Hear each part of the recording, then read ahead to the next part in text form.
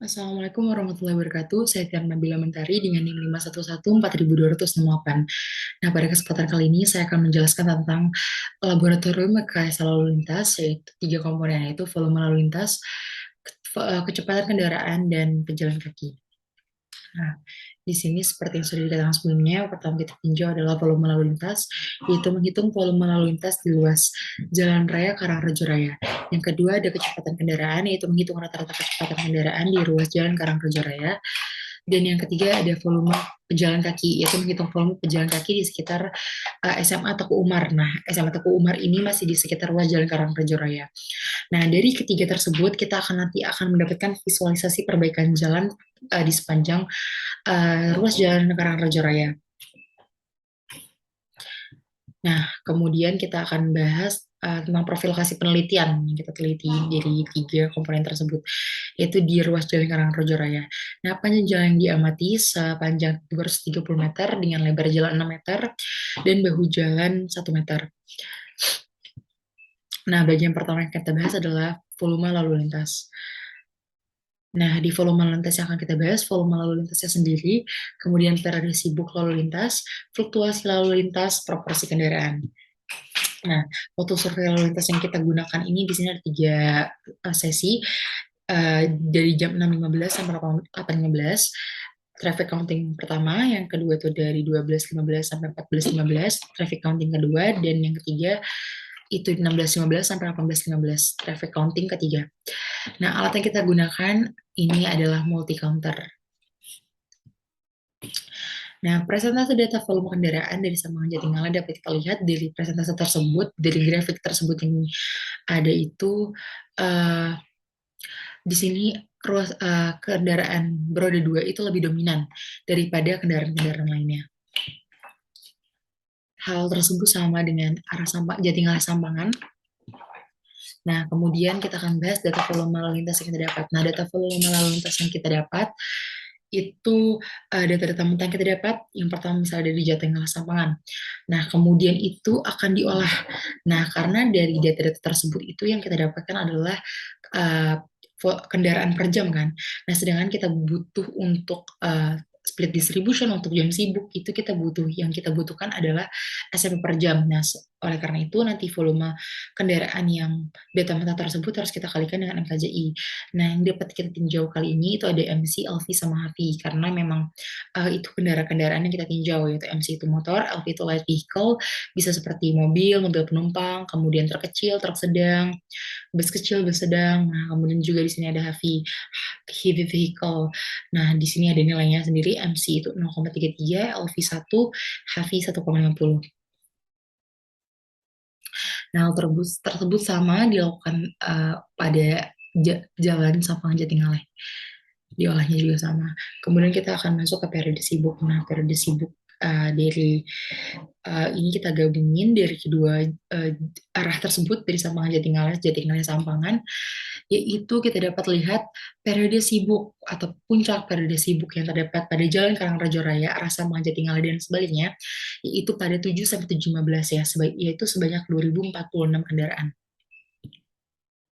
Kemudian kita lihat fluktuasi volume lalu lintas. Nah, di sini karena kita lihat fluktuasi volume lalu lintas ini ada dari ketiga waktu tersebut yang kita tinjau itu ada pada 6.15 sampai 6.30 yaitu sebesar 564 SMP per jam.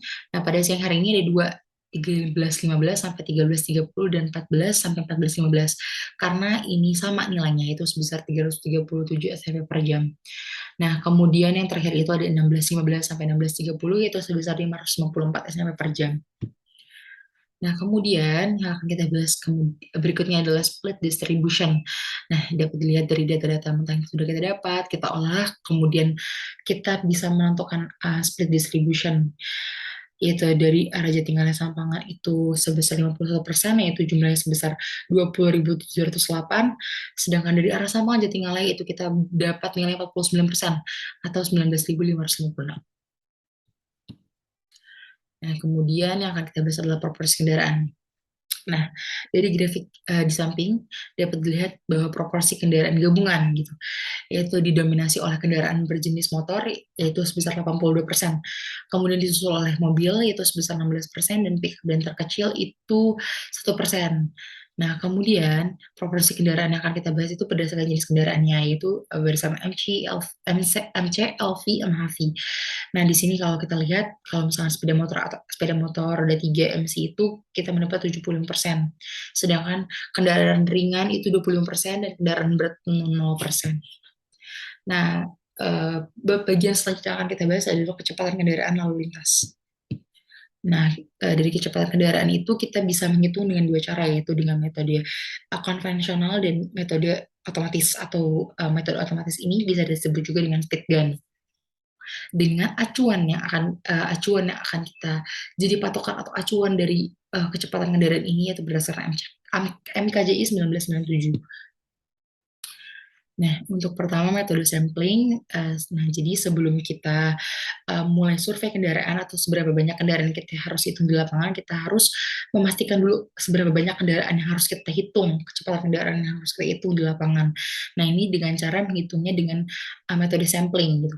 Dengan rumus N sama dengan N kecil sama dengan N besar dibagi 1 tambah N besar dikali E pangkat 2. Dengan N kecil itu artinya jumlah sampel yang diinginkan dan N besar itu jumlah sampel sebenarnya. Dan E adalah persentase jumlah sampel yang diinginkan.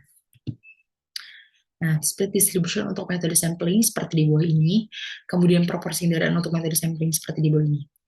Nah, kemudian kita akan masuk ke metode konvensional. Nah, kalau misalkan ada yang belum tahu metode konvensional seperti apa, metode konvensional diambil oleh 3 orang misalkan.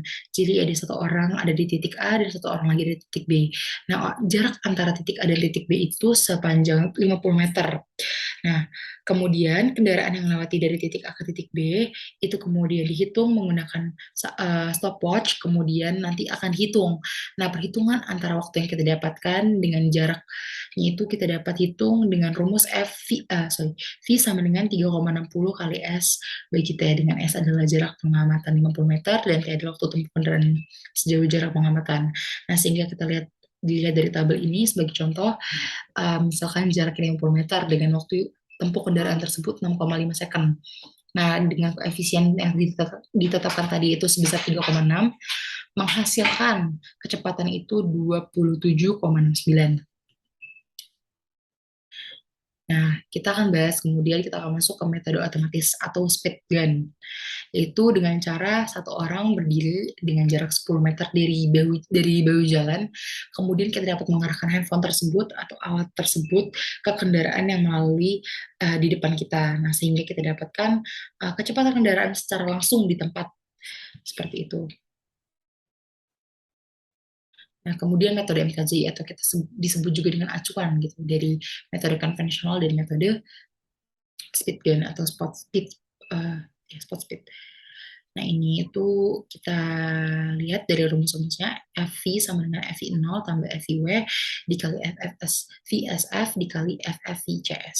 Dengan FV sama dengan kecepatan arus bebas kendaraan, FV0 itu kecepatan arus bebas dasar kendaraan ringan, FVW penyesuaian lebar jalur lalu lintas efektif, VSF faktor penyesuaian kondisi hambatan samping, dengan FFVCS faktor penyesuaian ukuran kota.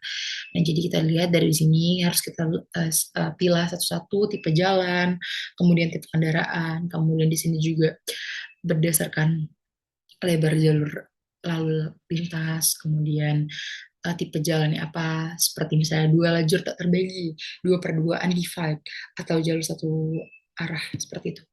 Kemudian juga ukuran kota atau jumlah penduduk di suatu jalan yang kita tinjau memang sangat diperlukan, sehingga kita bisa meninjau berdasarkan MKJI seperti itu. Nah, kemudian yang akan kita bahas adalah manajemen kecepatan atau yang akan bisa disebut juga nilai kecepatan 85 persentil. Nah, nilai ini harus dihitung sedemikian rupa untuk dengan tujuan nilai ini dihitung adalah menjadi acuan atau menjadi saran atau menjadi sebuah saran gitu, kecepatan pada ruas jalan tersebut dengan rumus-rumus yang sudah ditentukan. Kemudian setelah rumus yang ditentukan kita mendapatkan grafik, kemudian kita dapat nilai 85 persentil ini. Nah, ini adalah rekomendasi visualisasi jalannya. Dengan tadi 85% akhirnya kita mendapatkan rekomendasi kecepatan kendaraan di ruas jalan Karangrejo Raya itu harus 42 km per jam. Seperti itu.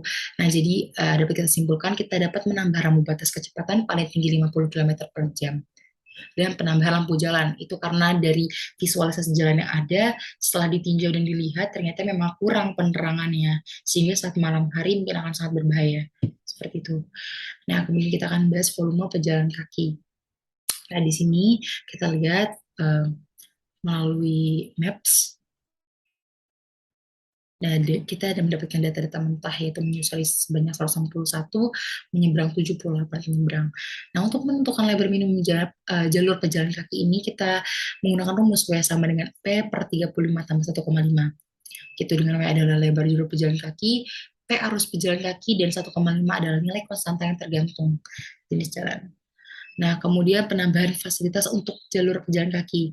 Nah, kita dapat lihat setelah kita hitung tadi, kita lihat keadaannya, kita dapat rekomendasi fasilitas untuk penambahan jalur pejalan kaki.